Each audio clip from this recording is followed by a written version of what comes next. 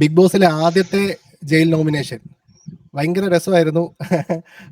അത് വേറൊരു രീതിയിൽ പോയി. ഞാൻ വിചാരിച്ചില്ല. ഇപ്പോഴും രതീഷിനെ ചുറ്റിപ്പറ്റി തന്നെയാണ് ബിഗ് ബോസിൽ വീട്ടിലെ കാര്യങ്ങൾ നടക്കുന്നത്.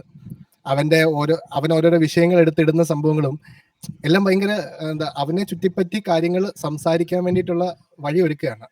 ഈ കാര്യത്തിന് ബിഗ് ബോസ് രതീഷിനെ പുറത്തിറക്കാൻ സാധ്യതയുണ്ടോ? ഒരിക്കലില്ല. ഇത് ഭയങ്കര രസമുള്ള സംഭവം എന്താണെന്ന് വെച്ച് കഴിഞ്ഞാല് പുള്ളിയെ ചുറ്റിപ്പറ്റി നടക്കുന്നു എന്ന് മാത്രമല്ല, പുള്ളി എന്താണോ വിചാരിക്കുന്നത് അതുപോലെ സംഭവങ്ങൾ. കാരണം പുള്ളിക്ക് രജിത് കുമാർ സാറിനെ പോലെ ഒരു ഒറ്റപ്പെടൽ സ്ട്രാറ്റജി വേണം. അത് പുള്ളിക്കാരന് കറക്റ്റ് ആയിട്ട് കിട്ടുന്നുണ്ട്. റോബിൻ രാധാകൃഷ്ണനെ പോലെ എല്ലാ കാര്യവും, അതായത് ബിഗ് ബോസ് പറയുന്ന എല്ലാ കാര്യവും അതുപോലെ അനുസരിക്കാത്തൊരു സ്ട്രാറ്റജി വേണം. അതും കറക്റ്റ് ആയിട്ട് വരുന്നുണ്ട്. പിന്നെ അറിയാലോ, നമ്മളിപ്പം ജയിൽ നോമിനേഷൻ കിട്ടിക്കഴിഞ്ഞാൽ നല്ല സ്ക്രീൻ സ്പേസ് കിട്ടും. അപ്പൊ അത് വേണ്ടി കറക്റ്റ് ആയിട്ട് ജയിൽ നോമിനേഷൻ കിട്ടിയിട്ടുണ്ട്. പിന്നെ എന്താ പറയാ, ഭയങ്കര എനിക്ക് സത്യം പറഞ്ഞു കഴിഞ്ഞാൽ ഈ കഴിഞ്ഞ കുറച്ച് ബിഗ് ബോസ് എപ്പിസോഡിൽ എനിക്കൊന്ന് ഏറ്റവും ഇഷ്ടപ്പെട്ടത് ആ ജയിൽ നോമിനേഷൻ ആയിരുന്നു. അതിൽ ആ സ്പെസിഫിക് ഒരു ഗേ പാർട്ടില് അത് ഭയങ്കര രസമുണ്ടായിരുന്നു. വിചാരിക്കാതെ വന്നത് അതാണ്. മറ്റേ സുരേഷ് മേനോൻ, പാവം പുള്ളിയുടെ ഒരു അവസ്ഥ എന്ന് പറഞ്ഞു ഒന്നും പറയാനില്ല. സത്യം പറഞ്ഞു കഴിഞ്ഞാല് അത്രയും പേര് വെച്ചിട്ട് മറ്റേ ആൻസിബൊക്കെ വന്ന് അവിടെ അങ്ങനെ പറഞ്ഞപ്പോഴത്തേക്ക് പുള്ളിയുടെ കൈവിട്ടു പോയി. സത്യം പറഞ്ഞാൽ അതാണ്, പുള്ളിയുടെ കൈവിട്ടു പോയി. ഏറ്റവും വലിയ വിട്ടെന്ന് വെച്ച് കഴിഞ്ഞാൽ ഈ പുള്ളിക്കാനെ പിടിച്ചു മാറ്റിക്കൊണ്ട് പോയിട്ട് മറ്റേ അപ്സര പറയുന്നത്, ഈ 18 പേരും ചേന്റെ കൂടെയാണ്, ഞങ്ങൾ അങ്ങനെ വിശ്വസിക്കുന്നില്ലല്ലോ എന്ന്. അതിനിടയിൽ വേറെ മറ്റേ ആ സംഭവം ഇപ്പൊ അങ്ങനെ അല്ല, ഇപ്പൊ അങ്ങനെ ആണെങ്കിൽ തന്നെ എന്താ പ്രശ്നം? അവിടെ പിന്നെ ജെൻഡർ ഞാൻ ഒരു അവസ്ഥയാണ് ഞാൻ ആലോചിക്കുന്നത്. കാരണം പുള്ളിക്കിപ്പോൾ ഒന്നും, കാരണം പുള്ളി ഇങ്ങനെ അടിക്ക് പറഞ്ഞു, ഞാൻ കുറച്ച് സിനിമയിലൊക്കെ ഗേ ക്യാരക്ടേഴ്സ് ഒക്കെ ചെയ്തിട്ടുണ്ട്. കാരണം പുള്ളി ഇത് കൈവിട്ട് പോയി സാധനം. കാരണം പുള്ളിക്ക് ആ ഒരു മറ്റേ ടാസ്കിൽ പുള്ളി വിജയിച്ചായിരുന്നല്ലോ, മറ്റേ മോതിരത്തിന്റെ ആ ടാസ്കിൽ. അതൊക്കെ കഴിഞ്ഞ് ഒന്ന് രസമായിട്ട് നിന്നപ്പോഴത്തേക്കാണ് ഒറ്റയടിക്ക് തള്ളിയിട്ട പോലെ. അതെ, സംഭവം രതീഷിനും സംഭവം നെഗറ്റീവായിട്ട് വന്നു. അവന്റെ മനസ്സിലും നെഗറ്റീവായി. അവൻ വിചാരിക്കാത്ത രീതിയിലാണ് പോയത്. സംഭവം സത്യം എന്താന്ന് വെച്ച് കഴിഞ്ഞാൽ ഇവൻ ഇങ്ങനെ ഓരോരോ ട്രാജഡിയും ഓരോരോ സ്ക്രിപ്റ്റ് വൈസ് ചെയ്യുന്നതുകൊണ്ട് നമുക്ക് ഏതാണ് ജെനുവിൻ, ഏതാണ് അവന്റെ ഗെയിം എന്ന് മനസ്സിലാവുന്നില്ല. സംഭവം പുള്ളിക്ക് വിഷമമായിട്ടുണ്ട്. പക്ഷെ പിന്നെ അത് പുള്ളിയുടെ ട്രാക്കിലോട്ട് കൊണ്ടുവന്നു. അതിന്റെ ഏറ്റവും മറ്റേ അവരെ രണ്ടുപേരും ബിഗ് ബോസ് അകത്ത് വിളിച്ചല്ലോ. ആ സമയത്ത് ഇവനിങ്ങനെ കിടന്ന് പറഞ്ഞോണ്ടിരിക്കുക. അപ്പോ എന്താണ്, രതീഷ് നാടകം മതിയാക്കുവോ എന്നൊക്കെ പറഞ്ഞപ്പോ ഓക്കെ. എനിക്ക് സീരിയസ്ലി തോന്നിച്ചാൽ അങ്ങനെ ഒരു റെസ്ട്രിക്ഷൻ കൊടുക്കണ്ടായിരുന്നു. കാരണം അത് ഒരു രസമുള്ള ഒരു പാർട്ടായിരുന്നു. അത് കുറച്ചുകൂടെ എക്സ്റ്റെൻഡ് ആയി പോകണമെന്നുണ്ടായിരുന്നു. മറ്റേ രതീഷ് പറഞ്ഞ സംഭവം ഉണ്ടല്ലോ, എന്റെ പിന്നാലെ വന്നുകൊണ്ടിരിക്കുകയായിരുന്നു. ഇല്ല, പെമ്പിള്ളാരൊക്കെ പറയത്തില്ല എന്റെ പിന്നാലെ വന്നുകൊണ്ടിരിക്കുകയാണ്. അപ്പം എന്റെ പിന്നാലെ നിങ്ങളുടെ പിന്നാലെ വന്നു കഴിഞ്ഞാൽ ഉടനെ ഗേ ആവും. അപ്പൊ നിങ്ങൾ കയറി പിടിച്ചില്ലേ? സത്യം പറഞ്ഞു കഴിഞ്ഞാൽ ആ ഒരു സീക്വൻസ് കുറച്ചൊരു കറക്റ്റ്. അതായത് എനിക്ക് തോന്നുന്നു ബിഗ് ബോസ് ഉപയോഗിച്ച മ്യൂസിക് കുറച്ച് മാറ്റമായിരുന്നു. നിങ്ങൾ ജസ്റ്റ് നോക്കിക്കോ, നാളെ മറ്റേ മീൻസ് അധികം താമസിക്കാതെ തന്നെ ആ ഒരു സീക്വൻസ് നമുക്ക് ട്രോളുകളായിട്ട് വരും. അതിന്റെ മ്യൂസിക് കുറച്ചൊന്ന് മാറ്റി കൊടുത്താൽ അത്യാവശ്യം നല്ലൊരു കോമഡി സാധനമാകും. അല്ല ഇട ഞാനിപ്പം ഇടയ്ക്ക് ലൈവ് കാണുമ്പോഴാണെങ്കിലും ഞാൻ ശ്രദ്ധിക്കുന്നുണ്ട്, ഇവര് സംസാരിക്കുമ്പം നല്ല രീതിയിൽ സെൻസർ ചെയ്ത് മാറ്റുന്നുണ്ട്. ശ്രദ്ധിച്ചിട്ടുണ്ടോ? ഇപ്പം ലൈവില് സെൻസർ ഇല്ലായിരുന്നു. അതെ, ഇല്ലായിരുന്നു. ചെറിയ സെൻസറിങ് ഉണ്ടായിരുന്നു. കഴിഞ്ഞ വർഷം ഉണ്ടായിരുന്നു. റോബിൻ രാധാകൃഷ്ണന്റെ ഉണ്ടായിരുന്ന ആ ഒരു ഇതിലും ഉണ്ടായിരുന്നു, സെൻസറിങ് ഉണ്ടായിരുന്നു. നല്ല രീതിയിലല്ല, ഒരു കുറച്ചെങ്കിലും ഉണ്ടായിരുന്നു. എപ്പിസോഡിൽ ഉണ്ടായിരുന്നു, പക്ഷെ അല്ലാത്തപ്പോ അത്ര വലിയ സെൻസറിങ് ഇല്ലായിരുന്നു. പൊരുത്തപ്പെട്ട വാക്കുകളൊക്കെ അത്യാവശ്യം നല്ല രീതിയിൽ അതെ.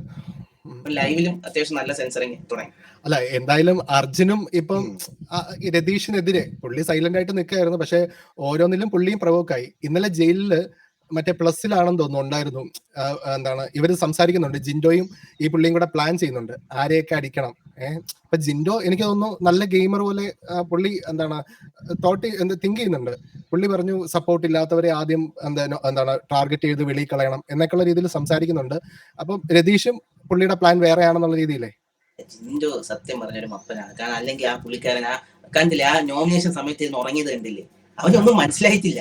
സത്യം പറഞ്ഞാൽ പുള്ളിക്കാരൻ ഒന്നും മനസ്സിലായിട്ടില്ല, എന്താണ് ചുറ്റും നടക്കുന്നത് പുള്ളിക്ക് ഇതുവരെ മനസ്സിലായി. പക്ഷെ രതീഷിന്റെ ഇന്നലത്തെ ഒരു സ്ട്രാറ്റജി അടിപൊളി സ്ട്രാറ്റജി ആയിരുന്നു. കാരണം എന്താണെന്ന് വെച്ച് കഴിഞ്ഞാല് എല്ലാവരുടെയും മനസ്സിൽ അർജുനെ കുറിച്ച് ഒരു നല്ല ക്യാപ്റ്റൻ എന്നുള്ള രീതിയിൽ ഒരു സംഭവം ഉണ്ടായിരുന്ന സമയത്ത് കറക്റ്റ് അവൻ അവിടെ കയറി കളിച്ചു.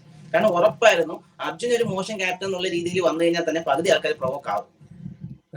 പിന്നെ അർജുനെ കൂടെ ഒന്ന് പ്രൊവോക്ക് ആയി കഴിഞ്ഞാൽ വളരെ എളുപ്പത്തിൽ ആ ഒരു ലോൺലിനെസ് സ്ട്രാറ്റജി പണ്ട് രജിസാന് കിട്ടിയതുപോലെ ഈ ഒരു ഒറ്റപ്പെടുത്തൽ കിട്ടുമ്പോൾ നല്ലൊരു ശതമാനം വോട്ട് അങ്ങോട്ട് മറിയും. അതെ, അല്ല ഇപ്പം ആദ്യത്തെ ആഴ്ചയിൽ ഏതൊക്കെ രീതിയിൽ പുള്ളി കോമാളിയാണ്, പുള്ളിയുടെ സ്ട്രാറ്റജി ഇതാണ് എന്ന് നമ്മൾ തന്നെ പറഞ്ഞാലും പോകെ പുള്ളിയുടെ രീതി ഇതാണെങ്കിൽ പോലും നമ്മൾ അക്സെപ്റ്റ് ചെയ്തു തുടങ്ങും. പുള്ളിയുടെ ക്യാരക്ടർ. ഇപ്പൊ മോഹൻലാൽ ഏതൊരു ഇന്റർവ്യൂവിൽ പറഞ്ഞിട്ടില്ലേ, എന്റെ ആദ്യത്തെ സിനിമ കണ്ടപ്പോ അത്രയും ആരാധകർ പുള്ളിക്കില്ലായിരുന്നു, പിന്നെ കണ്ട് തഴഞ്ഞ് പുള്ളിയെ ഒരു പരിചയമായിട്ട് വരുമ്പോഴത്തേക്ക് ഒരു ആരാധകര് വരും. അതേപോലെ തന്നെ ആ സൈക്കോളജി തന്നെ.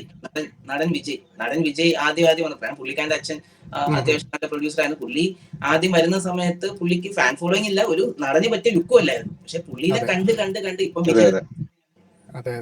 പക്ഷെ എനിക്ക് തോന്നുന്നു ഈ രതീഷ് ഫേമസ് ആണ്. ഈ രതീഷിന് വിസിബിലിറ്റി കിട്ടുന്നതോട് കൂടി ഇല്ല എന്താ കൂടെ കയറി വിസിബിലിറ്റി കിട്ടാന്ന് പറഞ്ഞാൽ ശ്രീരേഖ നടക്കുന്നുണ്ട്.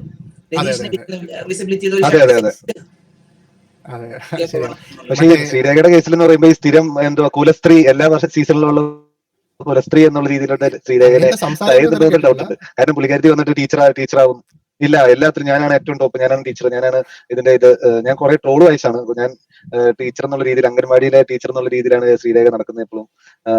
അപ്പൊ ഞാനാണ് ഏറ്റവും എല്ലാം പറയുന്നത് കേൾക്കണം. അപ്പൊ ഒരു കുലസ്ത്രീ എന്നുള്ള രീതിയിൽ സെയിം നമ്മുടെ കഴിഞ്ഞ സീസണിലാണോ, കഴിഞ്ഞതിന്റെ മുമ്പത്തെ സീസണിലൊക്കെ അല്ല, എനിക്ക് തോന്നുന്നു ഇപ്രാവശ്യം കുറച്ച് കുലസ്ത്രീകൾ കൂടുതലാണെന്ന് തോന്നുന്നു. അപ്പൊ എനിക്ക് തോന്നില്ല, കാരണം പണ്ടത്തെ ഒരു നിമിഷേനെ പോലെയോ അല്ലെങ്കിൽ ജാസ്മിനെ പോലെയോ അല്ലെങ്കിൽ കുറച്ചൊരു അങ്ങനെ ഒരു ലെവൽ ഓഫ് ഗേൾസ് ഇപ്രാവശ്യം ഇല്ല. കൂടുതൽ എനിക്കൊന്നും ശ്രീതു വരെയും കുറച്ചൊരു കുലസ്ത്രീ ടൈപ്പ്. അല്ലെങ്കിൽ ശ്രീതു ആണെങ്കിലും ശരി, ജാസ്മിൻ ആണെങ്കിലും ശരി, ഇവരെല്ലാരും ഒരു എന്താ പറയാ ഒരു ചെറിയൊരു എവിടേക്കോ ഒരു ചെറിയ കുലസ്ത്രീകൾ കൊണ്ട് നടക്കുന്ന ആൾക്കാരാണ്.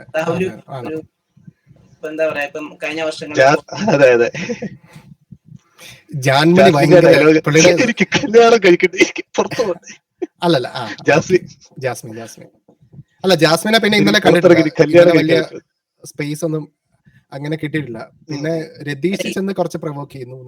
ജാസ്മിൻ ഓൾറെഡി ഇപ്പൊ തന്നെ കുറെ ഹാറ്റ് ക്യാമ്പയിൻ തുടങ്ങിയിട്ടുണ്ട്. നോമ്പ് സമയവും അതും ഇതെല്ലാം പറഞ്ഞു ഓൾറെഡി വേറൊരു കൈൻഡ് ഓഫ് ഒരു വേറെ ലെവലിൽ നോക്കുന്നുണ്ട്.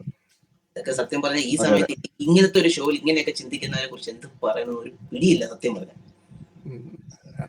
അത് ആ വഴിക്ക് പോട്ടെ. പക്ഷെ ഇന്നലത്തെ എപ്പിസോഡില് ജാസ്മിന് വേറെ വലിയ റോളില്ലായിരുന്നു. പിന്നെ തുടക്കത്തിലൊരു ലവ് ട്രാക്ക് ഉണ്ടായിരുന്നു. അല്ല, അത് രതീഷ് ചെന്ന് പ്രൊവോക്ക് ചെയ്യുന്നത് ഗബ്രി. അപ്പൊ അത് മാത്രമേ ഉള്ളായിരുന്നു. അല്ല അതിനകത്ത് കുറച്ച് നെഗറ്റീവ്സ്. ജാസ്മിന് ഫസ്റ്റ് വന്ന നെഗറ്റീവ്സ് എന്ന് പറഞ്ഞു കഴിഞ്ഞാൽ ഈ ഗബ്രി ഫസ്റ്റ് പറഞ്ഞു ഞങ്ങൾ തമ്മിൽ ആദ്യമായിട്ടാണ് ഇവിടെ വന്നിട്ട് കാണുന്നതെന്ന് പറഞ്ഞു. പക്ഷെ ജാസ്മിന്റെ അടുത്ത് ആ ഒരു ടോക്ക് ഇട്ട് കഴിഞ്ഞപ്പോൾ ജാസ്മിൻ പറഞ്ഞു ഞങ്ങൾ മുന്നേ ഈ ഓഡീഷൻ ടൈമിൽ കണ്ട് പരിചയപ്പെട്ട് കുറച്ച് കാര്യങ്ങൾ ഡിസ്കസ് ചെയ്തിട്ടാണ് കയറിയതെന്ന് പറഞ്ഞു. അപ്പൊ തന്നെ അവര് അവിടെ ഒരു പ്രത്യേകിച്ച് ഒരു ട്രാക്ക് ഉണ്ടാക്കാന്നുള്ള രീതിയിലാണെന്നുള്ള രീതിയിൽ വന്ന് ആ ഒരു രീതിയിൽ ജാസ്മിന് കുറച്ച് നെഗറ്റീവ്സ്.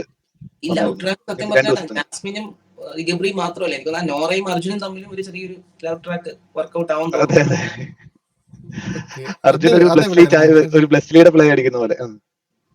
മുടിയാണല്ലോ ബ്ലെസ്സിലെ പോലത്തെ മുടിയാണ്. നിങ്ങൾ ബ്ലെസ്സിയുടെ റീപ്ലേസ്മെന്റ് ആയിരിക്കും ഈ സീസണില് മറ്റേ അർജുൻ. പക്ഷെ ഒരു സേഫ് പ്ലേ ആണ് പുള്ളി ഇതുവരെ പോയിക്കൊണ്ടിരിക്കുന്നത്. ഒരു സേഫ് ആയിട്ട് നിന്ന്. എനിക്ക് ഇന്നത്തെ എപ്പിസോഡിൽ ഒരു കാര്യം ഭയങ്കര മോശമായിട്ട് ഫീൽ ചെയ്തു. മോശമായിട്ടല്ല, ഇൻകോമ്പീറ്റന്റ് ആയിട്ട് ഫീൽ ചെയ്തൊരു സാധനം എന്താണെന്ന് വെച്ച് കഴിഞ്ഞാൽ അതിലൊരു ടാസ്ക് ഉണ്ടായിരുന്നല്ലോ. അതായത് മറ്റേ ചിരിപ്പിക്കല്ല, എന്തെങ്കിലും ഒരു റിയാക്ഷൻ വരുത്താന്നുള്ള സംഭവം. സത്യം പറഞ്ഞു കഴിഞ്ഞാല് ആ റിയാക്ഷൻ വരുത്താനായിട്ട് അതിന്റെ മറ്റുള്ളവർ ചെയ്ത സംഭവം വെച്ചിട്ട് പോട്ടെ, ആ ഇരിക്കുന്നവർക്ക് ഒരു റിയാക്ഷൻ വന്നില്ല, ആ കണ്ടുകൊണ്ടിരിക്കുന്ന കാണികൾക്ക് പോലും പലതും കണ്ടിട്ട് ഒരു റിയാക്ഷൻ വന്നില്ല എന്നുള്ളതാണ്. കാരണം ഒരു ബേസിക് കോമൺ സെൻസ് ഒരു പോട്ടെ, ഈ റിയാക്ഷൻ എന്ന് വെച്ചാൽ പ്രൊവോക്ക് ചെയ്താലും മതി. എന്തൊക്കെ കാര്യങ്ങൾ പറഞ്ഞ് പ്രൊവോക്ക് ചെയ്യാൻ പറ്റും. പോട്ട് കോമഡി കാണിക്കാനായിട്ട് എന്താണ് ഇവർ ചെയ്തിട്ടുള്ളത്? ആർക്കെങ്കിലും എന്താ പറയാ, എനിക്കത് കൊച്ചു പിള്ളേർക്ക് കൊടുത്തു കഴിഞ്ഞാൽ ഇതിലും നല്ല രീതിയിൽ അവർക്ക് ആ ഒരു റിയാക്ഷൻ. അല്ല, സിജോയുടെ ബ്രില്യൻ പ്ലേ എന്നുള്ള രീതിയിൽ ഒരു സംഭവം നടന്നു. മറ്റേ കോമണേഴ്സിനോട് നിങ്ങൾ നോമിനേഷനിൽ വരണം എന്നൊക്കെ പറഞ്ഞ് ഈ ഗെയിമിന് മുമ്പേ പറഞ്ഞു. എന്നിട്ട് അത് അകത്ത് എന്നിട്ട് പിന്നെയും റിപ്പീറ്റ് ചെയ്തു. അവർക്ക് മനസ്സിലാവും കോമണേഴ്സ് ഒക്കെ പറഞ്ഞു കഴിഞ്ഞാല് അവിടെ അവര് എന്താ പറയാ, അതെനിക്ക് തോന്നില്ല ഒരു രീതിയിലും പ്രൊവോക്കേഷൻ ഉണ്ടാക്കിയിട്ടില്ല. എനിക്ക് മാത്രമല്ല, സിജോയുടെ ആ ഒരു മറ്റേ ഹോൺ അടിച്ചിട്ടുള്ള സാധനം അത് കണ്ടുകൊണ്ടിരുന്ന ആൾക്കാർ തന്നെ പറയുന്നുണ്ട് ഇത് എന്താണ് ഇപ്പോൾ ഇവൻ ചെയ്യുന്നതെന്നുള്ളത്. ഏതായാലും ഇന്നലെയും മറ്റേ ബിഗ് ബോസ് പ്ലസ് ആണെങ്കിലും അതിന്റെ എപ്പിസോഡ് ആണെങ്കിലും രതീഷിനെ ചുറ്റിപ്പറ്റി തന്നെയാണ് കാര്യങ്ങൾ നടന്നത്. ഇപ്പൊ ജാസ്മിന്റെ നേരത്തെ കാര്യം പറഞ്ഞ് ഒരു ലവ് ട്രാക്ക് അവർ നേരത്തെ ക്രിയേറ്റ് ചെയ്തിട്ടാണ് കയറുന്നത്. അത് പക്ഷെ നല്ല രസമുള്ളതായിട്ടുള്ള രീതിയിൽ പോയി കഴിഞ്ഞാല് അത് ആക്ടിങ് ആണെങ്കിൽ പോലും അതിനെ സ്വീകരിക്കാൻ വേണ്ടിട്ട് കുറച്ച് പേരുണ്ടാവും ഇവിടെ. പിന്നെ ഉറപ്പല്ലേ, പ്രത്യേകിച്ച് രണ്ടുപേരും അത്യാവശ്യം കാണാനും കൊള്ളാം. ഇപ്പൊ രതീഷിന്റെ കാര്യത്തില് സ്വീകരിക്കാൻ കുറച്ച് പേരുണ്ടാവും, പക്ഷെ അവർ ഒരിക്കലും ടോപ്പ് 5 രണ്ടുപേരും എത്തണമെന്നില്ലല്ലോ. കാരണം കഴിഞ്ഞ എല്ലാ സീസണിലും ലവ് ട്രാക്ക് സെയിം ആണ്. ഇവരിപ്പോ അത് തന്നെയാണ് ആക്ടിങ് ആണ് എന്നുള്ള രീതിയിലോട്ട് എത്തി. കഴിഞ്ഞ മുമ്പത്തെ തവണ ദിൽഷയും റോബിനും ദിൽഷ നല്ലപോലെ ആ ഒരു ട്രാക്കിലൂടെ പോയിട്ടാണ് ഫസ്റ്റ് അടിച്ചത്. അല്ലെങ്കിൽ ഒരിക്കലും ദിൽഷ ദിൽഷ വിന്നർ ആവാനുള്ളൊരു ഒരു ഇതില്ലായിരുന്നു നമുക്ക് സപ്പോർട്ട്. പ്ലെയർ ആയത് എപ്പോഴെന്ന് വെച്ച് കഴിഞ്ഞാൽ ദിൽഷ കുറച്ചുകൂടെ കാര്യങ്ങളൊക്കെ മനസ്സിലാക്കിയതിന് ശേഷമാണ് അവൾ ഏത് ട്രാക്കിൽ പോകണമെന്ന് തീരുമാനിച്ചത്. ദിൽഷ നിങ്ങൾ നോക്കിയാൽ മതി. ദിൽഷ ആദ്യത്തെ എനിക്ക് 1-2 എപ്പിസോഡിൽ മോഹൻലാൽ ഇങ്ങനെ ചോദിക്കുന്നുണ്ടായിരുന്നു ദിൽഷ എന്താ ഭയങ്കര സൈലന്റ്. അപ്പം ദിൽഷ പറഞ്ഞു എന്റെ അടുത്ത് എനിക്ക് സമയം ആവുമ്പോൾ ഞാൻ പ്രതികരിക്കാം, ഞാനിപ്പം സൈലന്റ് ആണെങ്കിൽ എന്റെ അടുത്ത് വരുന്ന സമയത്ത് പ്രതികരിക്കാന്നൊക്കെയുള്ള രീതിയിൽ ആദ്യം ഒന്ന് ബാക്കിൽ നിന്ന് പുള്ളി കറക്റ്റ് ആയിട്ട് ഗെയിം പഠിച്ചു. ഒരു 10-17 ദിവസം നിന്ന് ഗെയിം അല്ലെങ്കിൽ 10-20 ദിവസം കൊണ്ട് ഗെയിം പഠിച്ചിട്ടാണ് പുള്ളിക്കാരി സത്യം പറഞ്ഞാൽ ഒന്ന് തുടങ്ങിയത്. അപ്പൊ അത് എനിക്ക് തോന്നുന്നു ഇവിടെ ഒരു പ്രശ്നം വരുന്ന അതാണ്. കാരണം മിക്ക ആൾക്കാരും എനിക്ക് തോന്നുന്നു ചിലപ്പോൾ മേ ബി അർജുനോ അങ്ങനെ ആരെങ്കിലും ഒക്കെ ആയിരിക്കും ഒന്ന് മാറി നിൽക്കുന്നത്. പക്ഷെ എനിക്കൊന്ന് ഇന്നലെ എനിക്കൊന്ന് റോക്കിക്ക് അത്ര വലിയൊരു ഇമ്പോർട്ടൻസ് കിട്ടിയില്ലായിരുന്നു. ഇന്നലെ എനിക്കൊന്ന് സംഭവം കൊണ്ടുപോയത് മൊത്തം സുരേഷ് മേനോനാണ്. അവസാനം അടിച്ച് കിട്ടിയതും സുരേഷ് മേനോൻ തന്നെ. പുള്ളി അത് സർപ്രൈസ്ഡ് ആയിപ്പോയി. പുള്ളി ഇടയ്ക്ക് കേൾക്കുന്നു. ട്വിസ്റ്റ് എന്ന് വെച്ചാൽ അതാണ് നമ്മൾ ഈ സിനിമയൊക്കെ കണ്ടുകൊണ്ടിരിക്കുക അവസാനം ട്വിസ്റ്റ് കിട്ടുമെന്ന് അറിയത്തില്ല. അതുപോലെ ട്വിസ്റ്റ് കിട്ടിയതാ. അല്ല, ഞാൻ ഇത് ലൈവില് കേട്ടായിരുന്നു, സംഭവം അറിയാം. പക്ഷെ അത് അവിടെ വരുമ്പോൾ ഉള്ള റിയാക്ഷൻ ഞാനിരുന്ന് ചിരിക്കുകയായിരുന്നു. അത് കേട്ടിട്ട് ജാൻമണി ആണെങ്കിൽ ഞങ്ങൾ കമ്മ്യൂണിറ്റിനെ പറഞ്ഞു എന്നൊക്കെ പറഞ്ഞു. അവൻ ഉടനെ ഇവ അവനെ പിടിച്ച കമ്മ്യൂണിറ്റി ആക്കി. നല്ല എനിക്ക് സത്യം പറഞ്ഞാൽ എനിക്ക് അത്യാവശ്യം ഇഷ്ടപ്പെട്ട ഒരു ആക്ടറായിരുന്നു. മറ്റേ ക്രൈസി ഫോർ എന്നൊക്കെ പറഞ്ഞ പുള്ളിയുടെ സിനിമയൊക്കെ ഉണ്ട്. അത്യാവശ്യം നല്ല അടിപൊളി സിനിമയായിരുന്നു. നമ്മുടെ മറ്റേ മൂക്കില്ല ഈ മൂക്കില്ല രാജ്യത്താണെന്ന് തോന്നുന്നു. മറ്റേ നമ്മുടെ തിലകനും മുകേഷും ഓൾമോസ്റ്റ് സെയിം കഥയാണ്. ക്രൈസി ഫോർ എന്ന് പറഞ്ഞൊരു പടം ഹിന്ദിയിലുണ്ട്. അത്യാവശ്യം നല്ല പടമാണ്. എനിക്കൊന്നും അതില് സുരേഷ് മേനോന്റെ ക്യാരക്ടർ എനിക്കൊന്നും ഭയങ്കര രസമുള്ള ക്യാരക്ടറായിരുന്നു. ശ്രദ്ധിക്കുന്നതാണ്. അതിനുശേഷം പിന്നെ പുള്ളി പല സിനിമയിലും ചെറിയ റോൾസും മറ്റൊക്കെ ചെയ്തിട്ടുണ്ട്. പക്ഷേ ഈ പുള്ളിയെ ഏറ്റവും കൂടുതൽ ഇഷ്ടപ്പെട്ടത് ക്രൈസി ഫോറിലായിരുന്നു. അപ്പൊ പുള്ളി സത്യം പറഞ്ഞാൽ ഈ സീസണിൽ വന്നപ്പോൾ എനിക്ക് ഭയങ്കര പ്രതീക്ഷയായിരുന്നു. കാരണം സുരേഷ് മേനോനെ പോലെ ഒരു വ്യക്തി ഇപ്പം ഭ്രമരമൊക്കെ ഉണ്ട്, പക്ഷെ എന്നിരുന്നാൽ പോലും പുള്ളി അടിപൊളി കൊമേഡിയനാണ്. ഭയങ്കര രസമുള്ള കൊമേഡിയനാണ് ഹിന്ദി സിനിമകളിൽ. പക്ഷെ പുള്ളിക്ക് ഇവിടെ ആ ഒരു ലെവലിൽ എനിക്ക് തോന്നുന്നു കഴിഞ്ഞ വർഷങ്ങളിൽ ഈ മറ്റേ അഖില് അതുപോലെ തന്നെ നോബി തുടങ്ങിയ ഒരു കോമഡി ട്രാക്ക് കൊണ്ടുപോകുന്ന ഒരാൾ അങ്ങനെ ഒരാളുടെ ഒരു കുറവ് ഇവിടെ ഉണ്ട്. സീരിയസ്ലി എല്ലാരും ഭയങ്കര സീരിയസ്, എല്ലാരും ഭയങ്കര അടിപിടി. ആ ഒരു ലൈറ്റ് ഹാർട്ടായിട്ട് കൊണ്ടുപോകാൻ പറ്റുന്ന ആൾക്കാർ കുറവാണ് പ്രാവശ്യ സീസണിൽ. ജയിലിൽ കയറിയിട്ട് അവരുടെ സംസാരം കേട്ടായിരുന്നു. പ്ലസ് കണ്ടായിരുന്നോ? ഞാൻ പ്ലസ് കണ്ടില്ല. പ്ലസിലും ഇവരുടെ രതീഷിന്റെയും ജിൻഡോടെയും അതാ ഞാൻ പറഞ്ഞത്, ആരെ ടാർഗറ്റ് ചെയ്യണം, പിന്നെ ടാസ്ക് ആയിട്ട് വെളുത്തുള്ളി തുള്ളി കളഞ്ഞ് അരച്ചിട്ട് കൊടുക്കാനൊക്കെയാണ് അവരുടെ ടാസ്ക് വന്നത്. ഏതായാലും കുഴപ്പമില്ല, വേറെ അതെ. അതിന്റെ ഇടയ്ക്ക് പ്ലസിലുണ്ടായിരുന്നു ഇവര് സിഗരറ്റ് വലിച്ചുകൊണ്ടിരിക്കുന്നു, മറ്റേ ജാൻമണി. അപ്പം പുള്ളിയാണെങ്കിൽ ഞാൻ നാളെ എന്താണെങ്കിലും പോവും, അപ്പം അവിടെ ചെന്ന് ചോക്ലേറ്റ് എടുത്തോണ്ട് വരാമോ എന്ന് ചോദിക്കുന്നു. പിന്നെ വേണ്ട, ചോക്ലേറ്റ് വേണ്ട, അവിടെ മുറുക്ക്, വട്ടത്തിലൊക്കെയുള്ള മുറുക്ക്. എന്ത് മുറുക്കിന്റെ പേര് പറ ജാൻമണി. ഓക്കെ, മുറുക്ക്, വട്ടത്തിലുള്ള മുറുക്ക്. എനിക്ക് മറ്റേ ഇതിൽ കിട്ടിയ സാധനം ഒന്നും വേണ്ടാന്ന്, ലക്ഷറി ബഡ്ജറ്റ് കിട്ടിയ സാധനം. അതെ. അല്ല, പുള്ളിയുടെ ഇതാണ്, പുള്ളി ജെന്യൂൻ അല്ല ആക്ച്വലി. പക്ഷെ അങ്ങനെ അല്ലെങ്കിൽ പോലും പുള്ളി പിടിച്ചുകൊണ്ട് നടക്കുന്നുണ്ട്. എവിടെയെങ്കിലും അത് വീണു പോകുന്നില്ല. പിന്നെ ഇങ്ങനത്തെ പരാമർശങ്ങളും ഗേ പരാമർശങ്ങളും അതൊക്കെ വരുമ്പോൾ മാത്രമാണ് പുള്ളിക്ക് ചെറിയ അടി കിട്ടുന്നത്. എന്നാലും പുള്ളി ഡൗൺ ആയി. പിന്നെ പുള്ളി ഒട്ടും പ്രതീക്ഷയില്ല. ആ സമയത്ത് അങ്ങനെ ഒരു സംഭവം പൊട്ടിക്കുമെന്ന് പുള്ളി ഒട്ടും പ്രതീക്ഷിച്ചില്ല.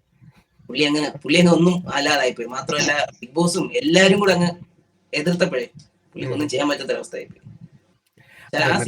ആ ഒരു കുറച്ച് സംഭവം നല്ല രസമുണ്ടായിരുന്നു. സീരിയസ്ലി ഞാൻ ഒന്നും ഇതുവരെയുള്ള ബിഗ് ബോസ് സീസണിൽ എനിക്ക് കുറച്ചൊന്ന് സീസണില്ല, ഈ ബിഗ് ബോസ് സീസണിൽ എനിക്ക് കുറച്ചൊന്ന് ഇഷ്ടപ്പെട്ടു. സുരേഷ് ദേഷ്യപ്പെട്ട് അടിക്കാൻ പോകുന്നു സംഭവം. ഇതൊക്കെ സീരിയസ് ആണെങ്കിലും നമ്മൾ കിടന്ന് ചിരിക്കും. ഈ ബിഗ് ബോസിന്റെ ഒരു നേച്ചർ എങ്ങനെയാ വിചാരിക്കുന്നത് ചേട്ടൻ? ബിഗ് ബോസ് എന്തുകൊണ്ട് ആളുകൾക്ക് ഇഷ്ടപ്പെടുന്നു? ബിഗ് ബോസ് എന്ന ഷോ നമുക്ക് കാണുന്നതാണെന്ന് വിചാരിച്ചാലും ചില കാര്യങ്ങൾ കാണുന്ന സമയത്ത് ഇനി എന്താണ്, കാരണം ഇപ്പൊ ബേസിക്കലി നമുക്ക് ബിഗ് ബോസ് നമ്മൾ അഡിക്റ്റ് ആവുന്ന എപ്പോഴെന്ന് വെച്ച് കഴിഞ്ഞാൽ അതിൽ ഏതെങ്കിലും ഒരു ക്യാരക്ടറുമായിട്ട് നമ്മൾ റിലേറ്റ് ചെയ്യുമ്പോഴാണ്. പക്ഷെ നമ്മൾ ആ ക്യാരക്ടറുമായിട്ട് റിലേറ്റ് ചെയ്തില്ല എങ്കിൽ പോലും സിറ്റുവേഷൻസ് അല്ലേ, ആ സിറ്റുവേഷൻസ് റിയലി നടക്കുന്നു എന്ന് പറയുമ്പോഴത്തേക്ക് ആ സിറ്റുവേഷന്റെ ബാക്കി എന്താണെന്ന് അറിയാന്നുള്ളൊരു കൊതി, അത്രേ ഉള്ളൂ. ഞാൻ ഡേവിനോട് എപ്പോഴും സംസാരിക്കാൻ പറഞ്ഞു, അയൽക്കാരന്റെ വീട്ടില് അടുത്ത് എന്താ പ്രശ്നം നടക്കുന്നത് നമുക്കൊരു ത്വര കാണുമല്ലോ. അങ്ങനെ തന്നെയാണല്ലോ ഈ പറയുന്ന ഫേസ്ബുക്കും ട്വിറ്ററും പറയുന്ന ഇൻസ്റ്റാഗ്രാമും എല്ലാം ഹിറ്റ് ആയത്. ഓർക്കുട്ട് മുതൽ തുടങ്ങിയത് അത് തന്നെയാണല്ലോ. മറ്റവൻ എന്താ ചെയ്യുന്നതെന്ന് അറിയാൻ വേണ്ടിയുള്ള തുര തന്നെയാണ്. സ്റ്റോക്കിങ് കുറച്ച് പോളിഷ്ഡ് ആയിട്ട് അല്ലെങ്കിൽ സൊഫിസ്റ്റിക്കേറ്റഡ് ആയിട്ട് ചെയ്യുന്നു, അത്രേ ഉള്ളൂ.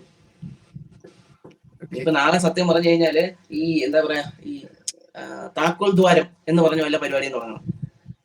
മറ്റവന്റെ ലൈഫിലേക്ക് ഒളിഞ്ഞു നോക്കാൻ പറ്റുന്നതാണ്.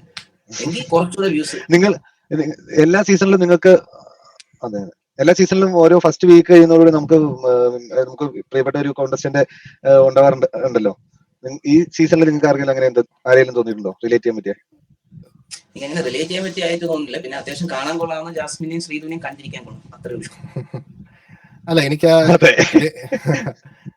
എനിക്ക് അല്ല പലതവണ എനിക്ക് ടോക്സിക് ആയിട്ടുള്ള ആളുകളെ എനിക്കും താല്പര്യമുള്ളൂ. അതെ, ഇപ്പൊ ഒരാളുടെ ക്യാരക്ടർ മനസ്സിലാക്കത്തക്ക രീതിയിലുള്ള ഒരു ലെവലിലേക്കൊന്നും ഇതുവരെ എത്തിയിട്ടില്ല. ഇപ്പം കഴിഞ്ഞ വർഷങ്ങളിൽ ഇപ്പൊ റിനോഷ് എന്ന് പറയുന്ന ഒരാളുടെ ക്യാരക്ടർ വൈസ് പുള്ളി ഭയങ്കര രസമായിരുന്നു.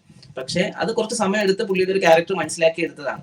അപ്പൊ അതുപോലെ നമുക്ക് മനസ്സിലാക്കി എടുക്കാൻ പറ്റിയ ഒരു രീതിയിലുള്ള ഒരു ക്യാരക്ടർ ഒന്നും വന്നില്ല. ഇപ്പം കഴിഞ്ഞ അഖിൽമാരാണെങ്കിലും ഒരു 10-40 എപ്പിസോഡൊക്കെ കഴിഞ്ഞതിന് ശേഷമാണ് പുള്ളിക്ക് ആ ഒരു ഫാൻ ഫോളോയിങ് ആ ലെവലിലേക്കൊക്കെ കൂടിയത്.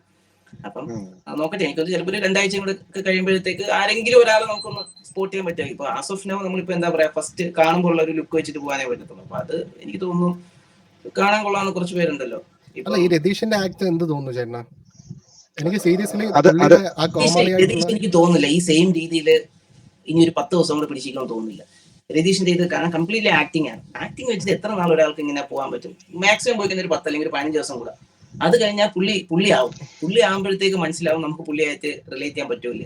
കാരണം ഇതല്ല പുള്ളി പിടിച്ചു നിന്ന് കഴിഞ്ഞാല് എനിക്ക് തോന്നുന്നു ഒരു 10-40 ദിവസങ്ങൾക്ക് ശേഷം എനിക്ക് തോന്നുന്നു ഏറ്റവും കൂടുതൽ ഫാൻ ഫോളോയിങ് ഉണ്ടാവാൻ സാധ്യതയുള്ള ഒരു വ്യക്തി രതീഷ് തന്നെയായിരിക്കും. കാരണം ഈ രീതിയിൽ ചൊറിയാൻ പറ്റുന്ന ആൾക്ക് ഇപ്പൊ ഫിറോസ് അറിയാലോ, ഫിറോസും സജിനയിലെ ഫിറോസ്. ആ ഫിറോസ് വന്ന സമയത്ത് ഫിറോസിന് പെട്ടെന്ന് അത്രയും ഇത് കയറാൻ കാരണം കാരണം അവിടെ അങ്ങനെ നിന്ന്, അതായത് ചൊറിയുടെ അങ്ങേ അറ്റത്ത് നിന്ന സമയത്ത് അതിന്റെ അപ്പുറം ചൊറിയാൻ പറ്റിയ ഒരുത്തനെ കൊണ്ടുവന്നു. മനസ്സിലായില്ലേ? അപ്പം ഈ പുള്ളിക്കാരൻ തുടക്കം തൊട്ടേ ചൊറി കണ്ടുകൊണ്ടിരിക്കാൻ രസമൊക്കെ ഉണ്ട്. പക്ഷെ പുള്ളിക്ക് അത് പിടിച്ചിരിക്കാൻ പറ്റുമെന്ന് തോന്നുന്നില്ല. എന്റെ പേഴ്സണൽ ഇതാണ്, പുള്ളിക്ക് പിടിച്ചിരിക്കാൻ പറ്റുമെന്ന് തോന്നുന്നില്ല. എന്നാലും ഇനിയിപ്പോ വീക്കെൻഡ് എപ്പിസോഡ് അല്ലേ? അല്ല അതെ അല്ല അത് റിയൽ ആയിരുന്നോ? ലാലേട്ടൻ വന്നതാണോ? മറ്റേ CID ദാസൻ എന്ന് പറഞ്ഞിട്ട് ഓക്കെ കണ്ടിട്ട് എനിക്ക് റിയൽ പോലെ തോന്നി. ഒരു കണ്ണാടി ഗ്ലാസിനെ പുറത്ത് ശരിക്കും വന്നതാണെന്നൊക്കെ തോന്നി എനിക്ക്. പക്ഷെ അത് റെക്കോർഡ് ആയിട്ട് തന്നെയാണ് ഫീൽ ചെയ്തത്. കാരണം എന്താന്ന് വെച്ച് കഴിഞ്ഞാല് കറക്റ്റ് ആയിട്ട് ഇവരുടെ സമൂഹം റെസ്പോൺസ് ചെയ്യുന്നുണ്ടായിരുന്നു. പക്ഷെ എനിക്ക് തോന്നുന്നില്ല ആ ഒരു ചെറിയ സംഭവങ്ങൾക്ക് വേണ്ടി അതിന് മാത്രം കാശൊക്കെ കൊടുക്കുന്നുണ്ടോ ബിഗ് ബോസ്? അല്ല ഇന്നിപ്പോ വെള്ളിയാഴ്ചയല്ലേ, വെള്ളിയാഴ്ച വൈകിട്ടായിരിക്കും ചിലപ്പം ലാലേട്ടന്റെ എപ്പിസോഡ്സ് ഒക്കെ. അതിനുശേഷം ടാസ്ക് ഉണ്ടായിരുന്നല്ലോ, ഈ ദാസൻ വന്നതിന് ശേഷം അത് വെച്ചിട്ടുള്ള ടാസ്ക് ഉണ്ടല്ലോ. അപ്പൊ അതൊന്നും എനിക്ക് തോന്നുന്നില്ല. അപ്പം ലാലേട്ടൻ ഫയർ ചെയ്യുന്നുണ്ടെങ്കിൽ ആരൊക്കെ ആയിരിക്കും ഇത്തവണ ഫയർ ചെയ്യുക ഈ ഒരാഴ്ചയില്? മോസ്റ്റ് പ്രോബബ്ലി സിജോയ്ക്ക് ഒരു ഫയർ കിട്ടാൻ സാധ്യതയുണ്ട്. Ratheesh of course yes. Ratheesh ഭയങ്കര ഓവറായിരുന്നു. അപ്പം രതീഷിന് കുറച്ച് താക്കീതുകളും മറ്റു കാര്യങ്ങളും കിട്ടാൻ സാധ്യതയുണ്ട്. പിന്നെ മോസ്റ്റ് പ്രോബബ്ലി ജാൻമണിക്ക് മറ്റേ ആ സിഗരറ്റ് കത്തിച്ചതിന്റെ സാധനത്തിൽ ഒരു ഉപദേശം കിട്ടാൻ സാധ്യതയുണ്ട്. അതൊക്കെയായിരിക്കും ബേസിക്കലി നടക്കാൻ സാധ്യത. ജിൻഡോയ്ക്ക് 2 സ്ത്രീകളെ മോശമായിട്ട് സംസാരിച്ചു എന്നുള്ളൊരു ഇതുണ്ട്. 2 തവണ പരാമർശങ്ങൾ കുറച്ച് നടത്തിയിട്ടുണ്ടായിരുന്നു. അപ്പൊ അതും എനിക്ക് അതിനുശേഷം പുള്ളി ഒന്ന് ഒതുങ്ങിയല്ലേ, ആ ഒരു സംഭവത്തിന് ശേഷം പുള്ളി ടോട്ടലി ഇത്തവണ ലാലേട്ടൻ വന്നു കഴിയുമ്പോൾ ടോട്ടലി എനിക്ക് തോന്നിയിട്ട് നിങ്ങൾക്ക് ഇതുവരെയായിട്ട് നിങ്ങൾക്ക് ഗെയിമിനെ പറ്റി ഒന്നും അറിയത്തില്ല, ഇത് എന്താണെന്ന് പോലും അറിയില്ല. അതേപോലെ നിങ്ങൾ എല്ലാവരും വന്നേക്കുന്നതെന്നുള്ളൊരു കാര്യം ചോദിക്കാൻ സാധ്യതയുണ്ട്. അതേപോലെ മറ്റേ ഈ നമ്മുടെ പവർ ടീം, അപ്പൊ അതിന്റെ പവർ എന്നാന്ന് പോലും അറിയത്തില്ല. നിങ്ങൾ എന്തിനാണ് നിങ്ങൾ വന്നേക്കുന്നത് എന്നുള്ള രീതിയിൽ ഒരു ഫയർ കിടത്താൻ സാധ്യതയുണ്ടെന്ന് തോന്നുന്നു. എനിക്കൊന്ന് ചിലപ്പോ ഇന്ന് അതിന്റെ പ്രൊമോ ഒന്നും അറിയില്ലല്ലോ, കണ്ടിട്ടില്ല ഞാൻ ഇതുവരെ. ഓക്കെ, അപ്പം നമുക്ക് നിർത്താം. ഇന്നിപ്പം ലാലേട്ടന്റെ എപ്പിസോഡ് ശനി ഞായറും കഴിഞ്ഞിട്ട് എന്താണ് നമ്മുടെ റിവ്യൂ എന്നുള്ളത് നമുക്ക് പറയാം. ഓക്കെ, അപ്പൊ നിങ്ങളൊരു പബ്ലിക് ആണെങ്കിൽ നിങ്ങൾ കമന്റ് ചെയ്യൂ, നിങ്ങൾക്കും കൂടി ഇതിൽ പാർട്ടിസിപ്പേറ്റ് ചെയ്യാം. ഓക്കെ, അപ്പൊ താങ്ക് യു. ബൈ.